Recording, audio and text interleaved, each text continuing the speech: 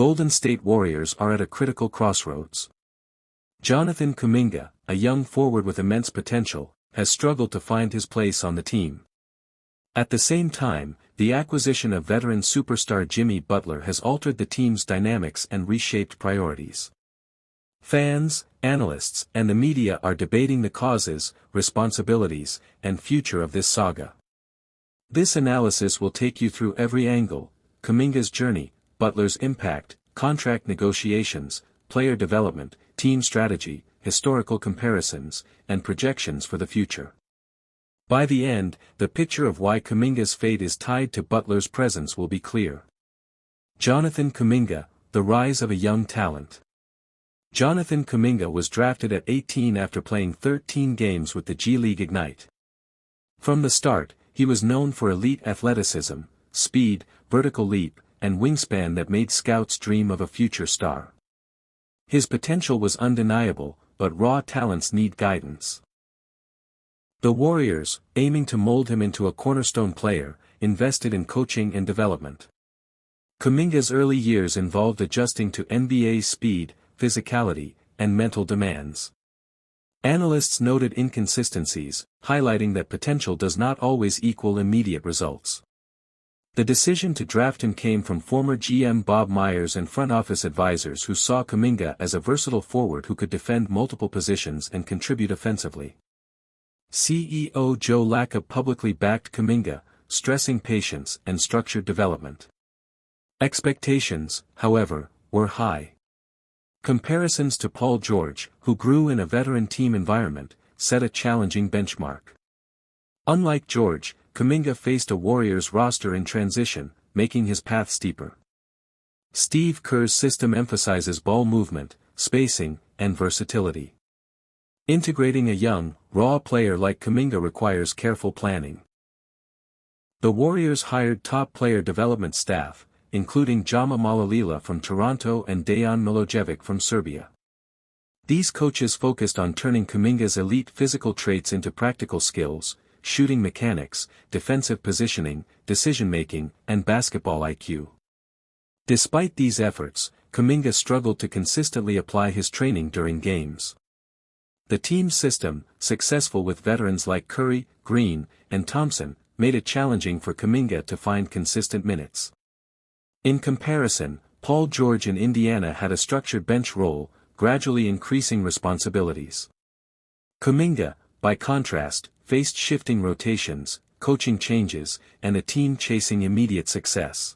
Kuminga's contract negotiations have been central to this saga. He rejected multiple offers, fueling media speculation. CEO Joe Lacob maintained public support, while GM Mike Dunleavy remained patient, avoiding hasty trades. Analysts debated responsibility, front office decisions, coaching guidance, and Kuminga's own choices. The restricted free agency system complicated matters, allowing the Warriors to control offers but also testing Kuminga's patience. The public blame game intensified, with fans questioning why a promising young talent might leave. Social media amplified critiques, making the situation tense for all involved. Jimmy Butler's arrival.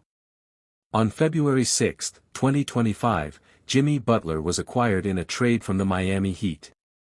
This move immediately shifted team dynamics. Before Butler, the Warriors were 25-26, struggling to maintain playoff relevance. After his arrival, they won 14 of 16 games. Butler's veteran leadership, scoring, and defensive presence provided immediate results. Kuminga, meanwhile, was sidelined with a right ankle sprain, making it impossible for him to claim a starting spot. Butler became the central figure in rotations, further limiting opportunities for the young forward. Tactical fit and on-court analysis. Kuminga's potential starting role was blocked by established veterans. Lineups including Kuminga, Green, and Butler created spacing issues, affecting Curry's offensive flow.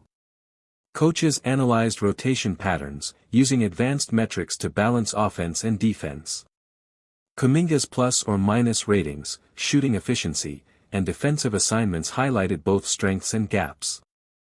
Butler's immediate impact made it clear the team prioritized short-term success, further complicating Kuminga's integration. Historical comparisons. Analysts compared Kuminga to Paul George, highlighting different paths. George had structured bench time, veteran mentorship, and a gradual increase in responsibility. Kuminga, entering a championship-contending Warriors team, faced a steeper learning curve. Other NBA examples illustrate how young talents need supportive environments to grow. The Warriors' immediate championship window added pressure, leaving less room for raw development. Locker room chemistry is crucial. Brandon Podziemski and other teammates observed the tension between Kuminga's aspirations and the team's veteran leadership. The challenge was balancing development with the need to win immediately. Kuminga's personality and approach, combined with Butler's established leadership, created friction. While not overt conflict, subtle tensions impacted rotations, training, and mentoring opportunities. Injuries and timing. Kuminga's ankle sprain coincided with Butler's arrival, reducing his ability to compete for minutes. Timing of injuries, especially for young players, can alter career trajectories. In contrast, Butler remained healthy and integrated seamlessly, reinforcing the team's reliance on GM Mike Dunleavy opted for patience, avoiding rushed trades. CEO Joe Lacob emphasized long-term vision, balancing youth development and championship goals. Former GM Bob Myers' draft decisions came under scrutiny, though his choice of Kuminga reflected confidence in potential. Future projections. Kuminga's departure seems likely within 12 months. Potential trades, free agency moves, or restructured contracts are under discussion. Butler remains the immediate cornerstone. The Warriors' window to compete is now tied to veteran performance, while development prospects like Kuminga may flourish elsewhere. Jonathan Kuminga's journey reflects the challenges of integrating raw talent into a championship-focused team. Jimmy Butler's arrival accelerated success but reduced opportunities for the young forward. All parties, player, coaching staff, front office, share responsibility. In the end, Kuminga's time with the Warriors may be limited, while Butler's presence secures the team's current competitive edge. This saga highlights the delicate balance between player development and immediate success in the NBA. Imagine this for a second. What if LeBron James, the most iconic player of this generation, teamed up with Stephen Curry, the greatest shooter the NBA has ever seen, in a Golden State Warriors jersey? That question alone has been shaking conversations in the NBA world over the past weeks. Fans are debating endlessly, analysts are running through scenarios, and the idea of two legends joining forces is fueling one of the biggest trade rumors in recent history.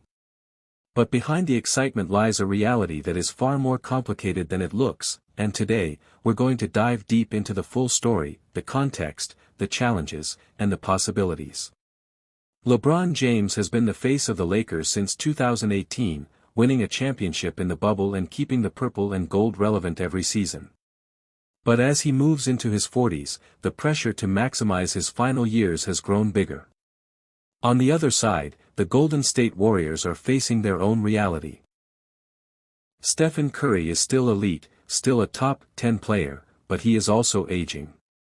The dynasty that dominated the 2010s is no longer the unstoppable force it once was, and management is under pressure to give Curry one last chance at another title.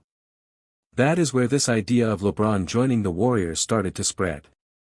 The thought of Curry and LeBron playing together is not just fascinating, it's historic. Imagine the playmaking, the shooting, the spacing. Defenses would collapse trying to handle that duo. Social media went crazy as soon as reports hinted at even the smallest possibility. But here's the problem. The Los Angeles Lakers have no interest in letting LeBron go. For the Lakers, LeBron is not just a player. He is a brand, a superstar who fills arenas, boosts merchandise sales, attracts sponsors, and has a say in almost every roster decision. Trading LeBron would not just be about losing a player, it would mean losing a global icon. That is why, every time the Warriors are mentioned, the answer from Lakers management is quick and simple: non-starter. Even beyond the Lakers' refusal, the financial side makes this dream nearly impossible. NBA salary rules are strict. Teams need to match contracts in trades, and with LeBron's massive salary plus the Warriors already deep in luxury tax, making numbers align is almost like solving a puzzle with missing pieces. Jonathan Kuminga's new restricted free agency makes things even harder. Golden State cannot just throw him into a deal without considering long-term effects. And even if they offered Kuminga, Draymond Green, and a mix of picks, would that be enough to convince the Lakers? Most experts agree it wouldn't. Then comes the most powerful factor, LeBron's no-trade clause. Very few players in NBA history have had this kind of control, and LeBron holds it tightly. It means he cannot be traded unless he personally agrees. Every deal needs his signature. That gives him all the power to say yes or no, and so far, LeBron has given no indication that